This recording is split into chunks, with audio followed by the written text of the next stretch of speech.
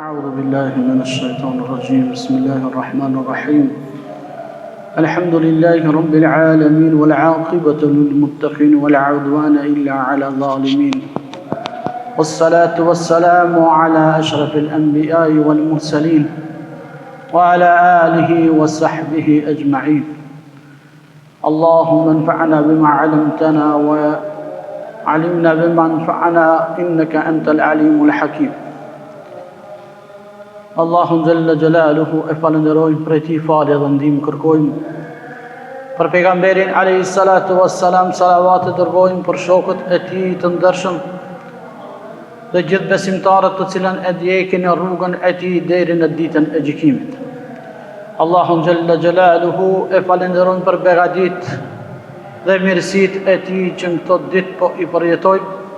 Dhe veçanërisht Allahun Jalla Jalaluhu e falenderojmë për hidajetin që na ka bërë musliman dhe na ka bërë rob prej robave të tij.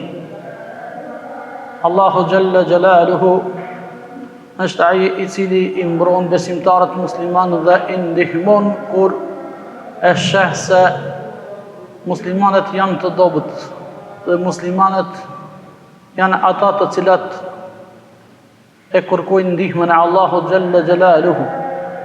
Prandaj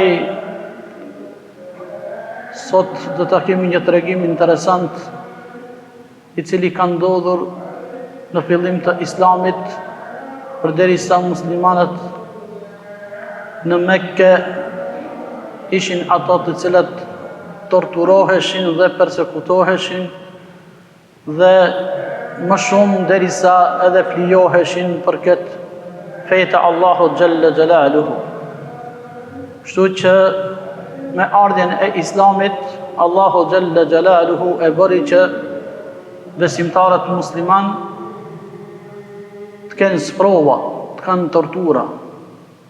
Dhe kështu që Muhamedi alayhi salatu wassalam në fillim të Islamit pësoi shumë keq me shokët e tij.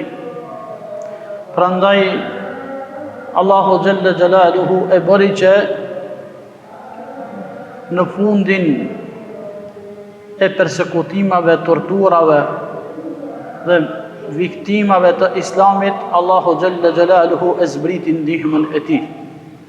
Prandaj një tregim interesant i cili ka ndodhur në fillim të Islamit, thuhet se besimtarët musliman kur filloi pejgamberi alayhi salatu wassalam me pejgamberllëkun e tij, erdhi një njeri nga Jemeni dhe filloi me torturat të cilat mushrikët e Mekës e kishin vendosur që të i çonin deri në fund besimtarët musliman. Prandaj shumë më herët para se të vinte Islami, ky tregim fillon me një njeri i cili e kishte emrin Yasir bin Amar. Ky Yasir bin Amar ishte një njeri i cili e kishte humbur vëllaun e vet në Mekke. Dhe këto si familje që bënin tregti, një ditë prej ditëve, pasi që vëllau i tyre i vogël kishte humbur, së bashku me dy vëllezërit e tyre vendosin që të vinë në Mekke me një karavan tregtarësh që ta kërkonin vëllain e tyre. Prandaj nisën dhe arrisin në Mekke dhe fillojnë me kërkimin e vëllavit të tyre, mirë po nuk gjejnë gjurmë derisa ky karavan e merr rrugën e kthimit për në Yemen. Kështu që ulen dhe bisedojnë dhe vendosin që Yasir bin Amar të ngelet në Mekke dhe të kërkoj edhe disa ditë që mos pa e gjan vëllaun e vet të vogël i cili kishte humbur. Prandaj kështu edhe ndodh, Yasiri ndalet në Mekke, mirë po pas disa ditëve në Mekke do të thotë ligji i cili ishte do të thotë se Mekasit, vendasit të cilat ishin aty nuk lejonin që të vendosen njerëzit e huaj, derisa të marrin një besim nga ndonjë vendas që ishte Mekas. Prandaj ki Yasir bin Amar kërkon dhe e lyp një njeri i cili ishte me emër Ebu Hudhaife, i cili ishte i pasur shumë në Mekke dhe ishte nga kolorësit e mushrikëve të Mekkës. Prandaj pranon Ebu Muadh ibn Hudhaife dhe e pranon Yasirin në besën e tij që mos ta dëboj dikush nga Mekkeja. Dhe kështu që Yasiri mbetet në Mekë, fillon të punoj në kompaninë e këtij Ebu Hudhaifes. Dhe derisa një ditë prej ditëve ai e kërkon një vajzë për martesë e cila e kishte emrin Sumeja. Do thotë kjo gruaja Sumeja bin Khubat ishte vajza e një Mekasi i cili e kishte emrin Khubat. Dhe ndodh që Yasiri të martohet me këtë grua. Dhe Allahu Jalla Jalaluhu u jep një djalë të cilin e emrojnë me emrin Ammar.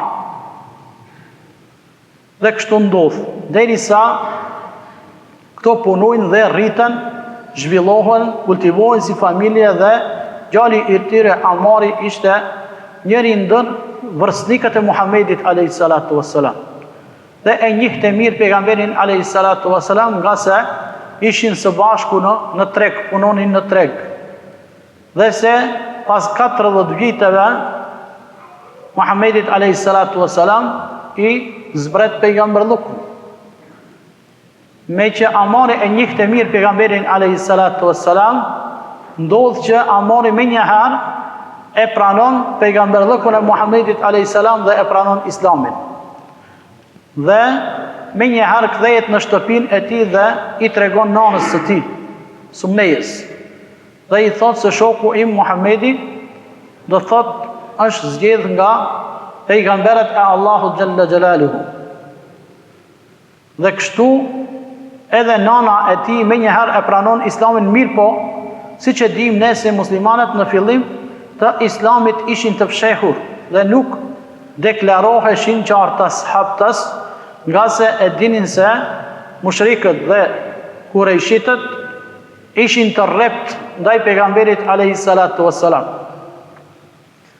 Dhe kështu muslimanët organizoheshin dhe mblidheshin në përshtëpi të muslimanëve për ta mësu Islamin. Dhe një ditë prej ditëve kurejshitët i hetojnë, do të thotë se ishin mbledhur në një shtëpi ku pejgamberi alayhis salatu wassalam u mësonte Islamin.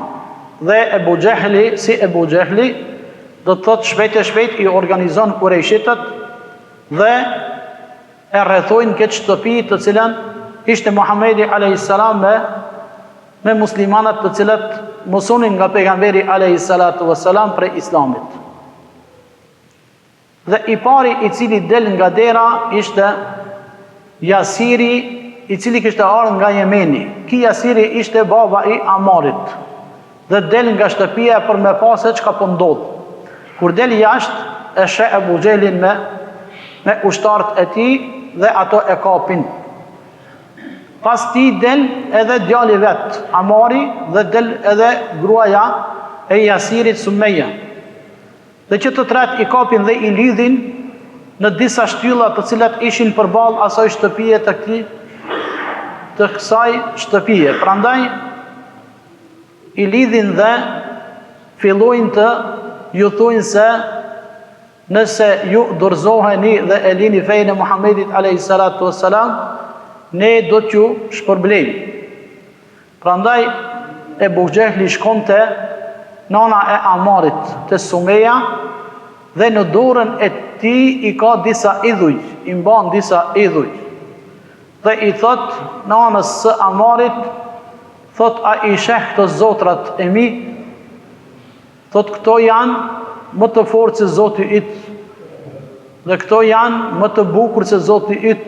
Dhe fillon të ja njej ato të mirat të cilat ai mendon se do thot zotrat e tij ishin më të mirë zoti i Ammarit, i Sumejës dhe Jasirit. Dhe kështu nana e Ammarit nuk mund të qëndroj, do të duar kryq dhe fillon me janë nënshmu zotrat e Ebu Gjehlit. Dhe në fund ai i thot, po nuk u dorëzove, thot do të mbys dhe e mban një shtill në dorë, shtiz e cila është e mprehtë, thot, dhe nëse nuk dorëzohesh, thot nuk e len fejen e Muhamedit, thot kjo shtyz, thot do ta deportoj, thot gjoksin tënd. Do ta nguli në gjoks. Dhe ajo kur i thot kështu, atëherë ajo i apshtyn zotrat dhe e pshtyn Ebu Gjehlit. Dhe nga hidhrimi i madh i Ebu Gjehlit, ai do thot e godet me shtiz nanën e Ammarit, Sumejen, dhe e mbyt nën syt e djalit të saj dhe nën syt e burrit të saj. Pastaj i kthehet Jasir ibn Ammarit, nga se ki Jasiri ishte njeri i cili ja kishte vënë emrin djalit të tij, emrin e gjyshit të tij, i cili e kishte në Yemen. Dhe kështu fillojnë torturat dhe viktimat e para të Islamit.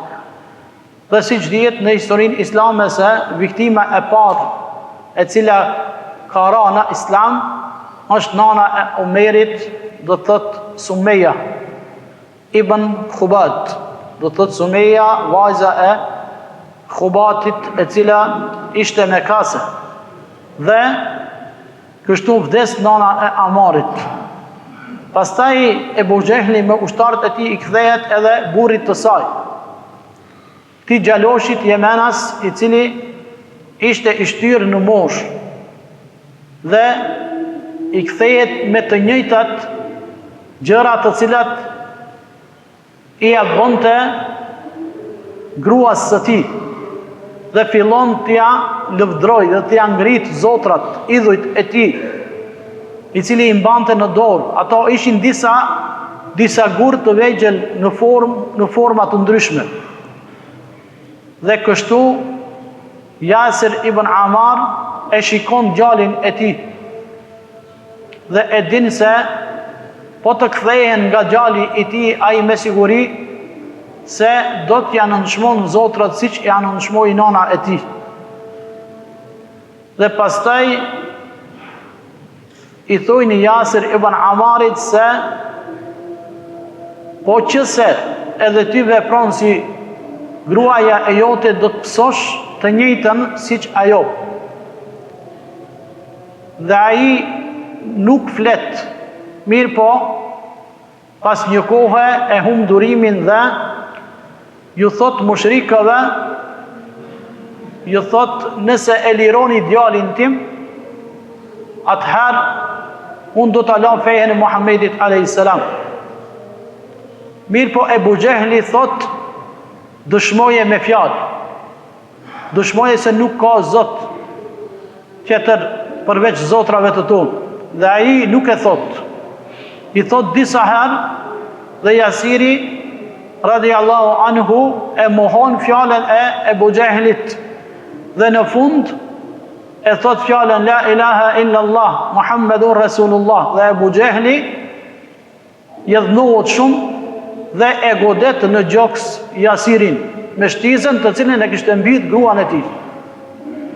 Dhe kështu e mbyt edhe babën e Ammarit. Dhe në fund i kthehen edhe Ammarit, mirë po del një Mekas i cili ishte me Ebu Gjehlin dhe i thot Ebu Gjehlit, për ditën e sotshme është boll, ju kemi kallëzu muslimanëve se ne kush jemi. Prandaj liroje Ammarin, sepse ai mo është i dobët, nuk ka familje. Dhe kështu ndodh, e lirojnë Ammarin radiallahu anhu, mirë po janë mbysin nanën edhe babën. Prandaj fillojnë torturat e tjera të mushrikëve, derisa një ditë prej ditëve njëri nga sahabët e Muhammedit a.s. i drejtohet pejgamberit a.s. i cili ki sahabe kishte emrin Habab ibn Arat, duke thonë se ju kemi anku pejgamberit a.s. Shkova të pejgamberit thot a.s. dhe ai qëndronte në hijen e Qabës në Mekke dhe thot i thash, a nuk do të kërkosh nga Allahu Gjelle Gjelaluhu që të në ndihmoj? A nuk do t'i lutësh Allahu Gjelle Gjelaluhu për neve? Thot pejgamberi a.s. vërtet populli musliman që kanë qenë para jush, thot merrej një njeri dhe vendosej në tokë, pastaj merret një sharr dhe ndaheshte njeriu në dy gjys, do thot në dy gjysa, do thot e kanë ndarë në dy pjesë, por thot nuk u largonte nga feja e tij. Ndëshkohej me krehër prej hekuri, do thot se i kanë pas disa krehër nga hekurat dhe i kanë grith, do thot njerëzit derisa i kanë përgjak, dhe se njerëzit nuk e kalon islamin. Kështu i tregon pejgamberi a.s. Thot, por ju po mzitoni, i thot ati, thot ju po mzitoni për ndihmën e Allahu Gjelle Gjelaluhu, dhe thot sigurisht që Allahu do ta plotësoj këtë çështje, këtë fe, derisa udhëtari do të shkoj i vetëm nga Sana deri në Handramaut. Nuk do të ketë frikë askën përveç Allahut dhe ujkun për delet e tij, që do të thotë se pejgamberi a.s. i ka bën me dije ti Habab ibn Aretit se një ditë prej ditëve do të zbret drejtësia në tokë dhe do të zbret paqja në tokë, dhe se muslimanët do të triumfojnë, dhe se muslimanët do të qenë prej atyre të cilat do të asundojnë botën, siç edhe ka ndodhur, do thot me muslimanët e mëhershëm, të cilat ishin rob, me të vërtetë rob të Allahu Gjelle Gjelaluhu, dhe e sunduan botën për disa vjet, për shumë vjet, derisa filluan të përçaheshin muslimanët me zvete dhe Allahu e ngriti ndihmën e tij. Derisa sot shohim edhe ne se muslimanët kanë mbet, do thot të shkret, të mjerë, dhe se nuk kanë në dorë ndonjë forcë, ndonjë fuqi përveç fuqisë së Allahu Gjelle Gjelaluhu. Dhe se ne e dim se fuqia e Allahu Gjelle Gjelaluhu mposh çdo fuqi tjetër. Dhe se ne e dim se Allahu Gjelle Gjelaluhu është superfuqi dhe nuk ka superfuqi në tokë. Dhe se ne e dim se Allahu Gjelle Gjelaluhu është ai i cili kur e zbret ndihmën e tij me ushtarët të cilat ai posedon, me krijesat e tij, nuk ka forcë e cila e mposhtë. Sepse kemi shembuj në Kur'an dhe në hadithet e pejgamberit a.s. se si Allahu Gjelle Gjelaluhu i ka shkatërru popujt e mëhershëm. Dhe se ne e dim se Allahu Gjelle Gjelaluhu me fuqin e tij ka bërë mrekullira në tokë. Pastaj vëllezër të dashur,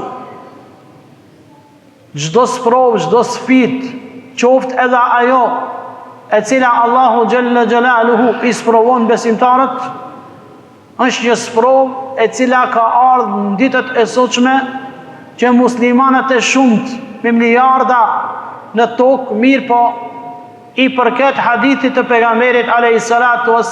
ku thot pejgamberi a.s.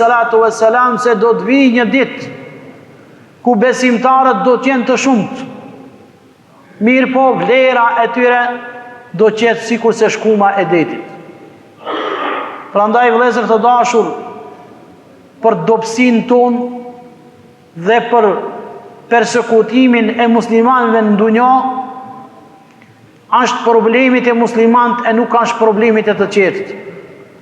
Nga se muslimanët janë dopsu aq shumë derisa kanë më dyshe në besimin e tyre. Derisa shumë musliman i kanë lanë urdhrat e Allahu Gjelle Gjelaluhu dhe e kanë morë të poshtën duke i barë gjuna Allahu Gjelle Gjelaluhu edhe atën nga gjunahet e mdoja. Prandaj në hadithin që vjen pejgamberi alayhi salatu wassalam dhe thot se jehudit janë përqa në 71 grup, në 71 fraksion. Krishterët janë përqa në 72 fraksione. Kurse muslimanët do të vinë një ditë dhe kanë më u përqa në 73 fraksione. Që do me thonë kanë më u përqa në gjemate, në grupe, në sekte, derisa e thot fjallën e fundit, thot grupi i shpëtuar është ai i cili i përmbahet librit të Allahut dhe sunetit tim. Dhe atyre që do të vinë pas meje dhe atyre që do të vinë pas meje. Dhe pejgamberi a.s. i përmend do të thot sunetin derisa ka qenë pejgamberi a.s. gjallë dhe shokët e tij derisa kanë qenë gjallë, do të thot khulefa ar-rashidinët, të cilët kanë qenë khulefa që e kanë udhëheq këtë umet dhe se e kanë udhëheq me drejtësi, dhe tabiinët të cilët ishin gjenerata pas sahabëve, dhe me të vërtet ki grup i njerëzve ishin të drejtë dhe gjikonin me drejtësi në tokë, dhe për atë edhe Allahu Gjelle Gjelaluhu ju kishte dhënë bereqet dhe e kishin sundu botën.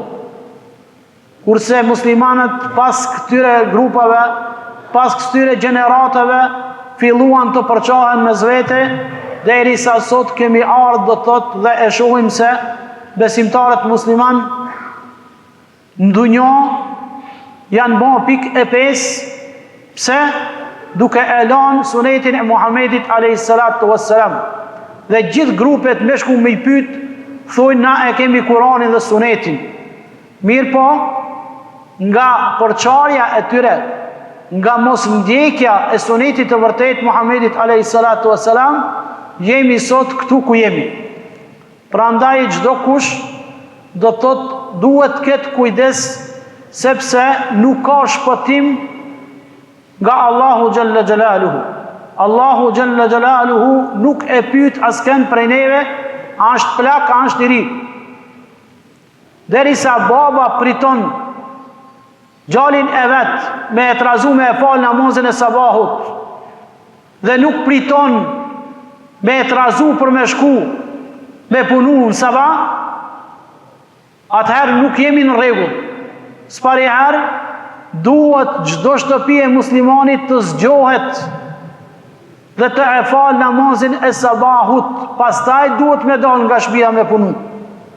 E jo me pas menën të puna e namazin mos me pas parasysh. Prandaj suneti pejgamberit a.s. dhe urdhri i Allahut fillon që më namazin e sabahut. Mos folmi më andej. Pastaj nëse del nga shtëpia, duhet me pas kujdes se si e fiton atë pasuri. E mashtron dikan, e dëshpëron dikan, e shon dikan, apo derisa edhe ai ja mendon do kujt të keqen. Prandaj Allahu Gjelle Gjelaluhu për ta ngrit këtë popull duhet me pas sinqeritet. Nga se nëse nuk plotësohen dikushtet të cilat pejgamberi a.s. i ka lanë, atëherë çdo kush do të psojë sprova të rënda në jetën e tij.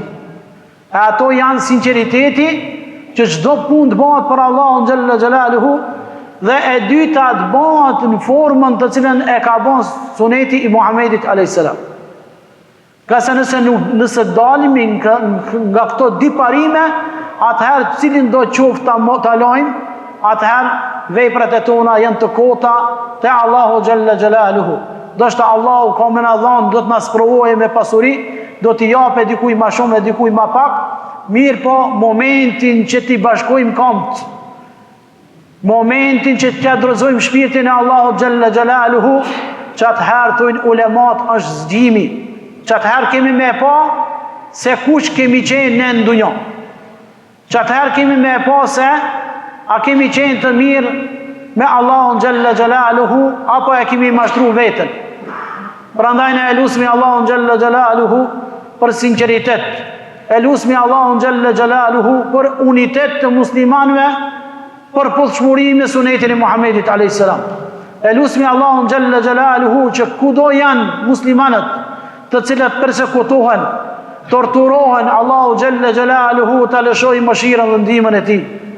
Elusmi Allahun Gjelle Gjelaluhu që vëllezërit tanë kudo që janë dhe ngjejnë uri, Allahu Gjelle Gjelaluhu të arrin ndihma deri te ato dhe mos ngelet musliman i cili e ka barkun bosh. Aqulu qawli hadha wastaghfirullaha li wa lakum inna Allaha ghafurur rahim.